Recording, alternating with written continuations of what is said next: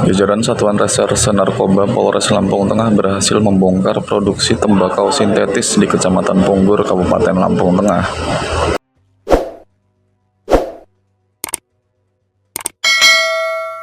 Dari ungkap kasus tersebut, Satres Narkoba berhasil meringkus seorang tersangka berinisial MAL yang bertugas memproduksi sekaligus mengedarkan narkoba tersebut di Lampung atau di luar Lampung. Kasat Reserse Narkoba Polres Lampung Tengah AKP Eko Heri Susanto mengatakan, tersangka MAL merupakan target operasi jajaran Polres Lampung Tengah.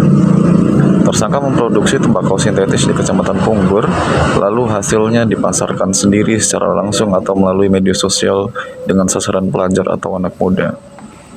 Eko menjelaskan, berdasarkan hasil penyelidikan jajarannya, MAL memproduksi tembakau sintetis dengan modal Rp10.150.000.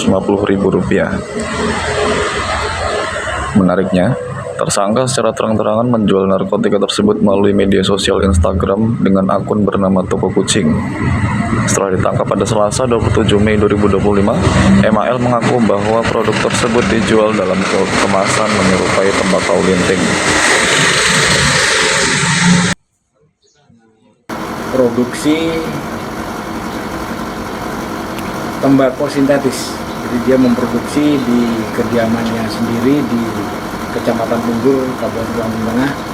Untuk home industri ini sudah kurang lebih 4 bulan, yang mana yang bersangkutan ini memproduksi sendiri, jadi meracik tembakau yang dicampur dengan bahan kimia yang hasil akhirnya adalah tembakau sintetis atau yang lebih terkenal dengan tembakau gorila. Ini yang menjadi atensi kita karena memang tembakau gorila ini sasarannya adalah anak-anak dari mulai SMP, SMA. Kenapa? Karena harga jualnya terjangkau dan penggunanya sangat mudah. Penggunanya sama dengan menggunakan rokok. Jadi rokok biasa itu dikeluarkan tembakonya diganti dengan ini, kemudian dihisap. Tapi dampaknya luar biasa. Jadi daya rusaknya luar biasa untuk tembakau gorila ini.